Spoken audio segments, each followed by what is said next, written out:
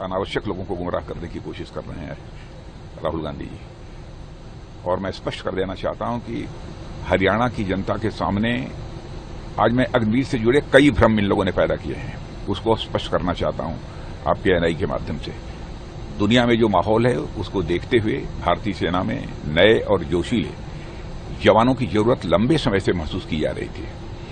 और अलग अलग देशों जैसे अमेरिका है, ब्रिटेन है, फ्रांस है, रूस है, इजराइल है, चीन है, इन सभी में आर्म्ड फोर्सेज में शॉर्ट टर्म इंगेजमेंट्स माने थोड़े समय के लिए, कहीं 2 साल है, कहीं 3 साल है, कहीं 4 साल है, ऐसे शॉर्ट टर्म इंगेजमेंट्स के लिए सैनिकों की भर्ती के लिए अलग अलग प्रोविजन है। भारत में सेनाओं के सभी अंगों की सहमत के बाद अग्निपथ यह स्कीम प्रारंभ की गई है। कांग्रेस नेता देश भर में झूठ फैला रहे हैं कि अग्निवीरों को सेवा से हटने के बाद आमदनी के लिए दर दर भटकना पड़ेगा, जबकि सच्चाई यह है कि हर अग्निवीर को 4 वर्षों के इंगेजमेंट पीरियड के पश्चात एक वन टाइम सेवा निधि पैकेज भी दिया जाता है। वो लगभग 12 लाख के आसपास है और यह राशि पूरी तरह से इनकम टैक्स से फ्री होती है। जितने भी अग्निवीरों को सेना में शामिल किया जा रहा है उनमें से 25% अग्निवीर मेरिट के आधार पर सेना में रेगुलर होकर कंटिन्यू करेंगे। बाकी बचे अग्निवीरों के लिए हरियाणा, उत्तर प्रदेश, राजस्थान, उड़ीसा, असम, मध्य प्रदेश, उत्तराखंड, छत्तीसगढ़, अरुणाचल प्रदेश, गुजरात और गोवा जैसे कई राज्य सरकारों ने सरकारी नौकरियों में आरक्षण की स्पष्ट रूप से घोषणा की है। इसके अतिरिक्त पब्लिक सेक्टर अंडरटेकिंग्स में और पैरामिलिट्री फोर्सेज में मैंने कई ऐसे हैं क्षेत्र जिनमें की रिजर्वेशन का प्रोविजन किया गया है।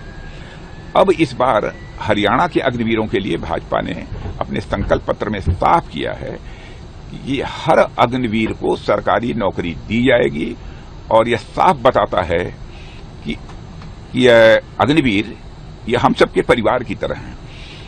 और मैं यह भी स्पष्ट करना चाहता हूं कि कांग्रेस के नेताओं ने पूरे देश में एक बड़ा झूठ बोला कि मिलिट्री में सेवा के दौरान यदि अग्निवीर की मृत्यु हो जाती है तो उसके परिवार को कुछ नहीं मिलता।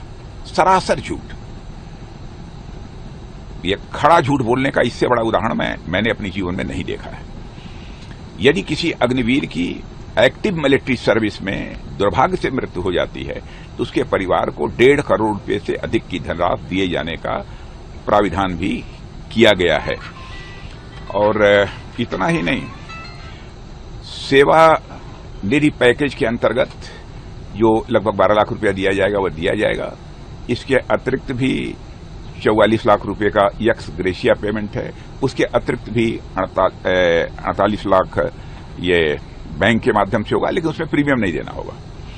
इसके साथ ही सरकार ने अलग अलग बैंकों के साथ एक एमओयू भी किया है जिसके अंतर्गत 50 लाख से 1 करोड़ तक का इंश्योरेंस कंपनसेशन दिया जाता है।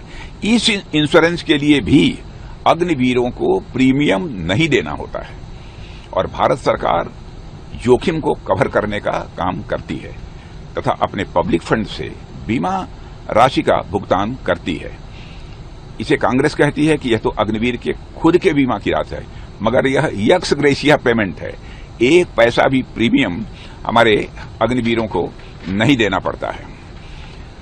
राहुल गांधी और कांग्रेस ने अग्निवीर योजना को लेकर जिस तरीके से दुष्प्रचार किया है उसे हिटलर के जमाने के दुष्प्रचार मंत्री गोएबल्स भी मैं समझता हूं आज यदि होते तो वह शर्मा जाते।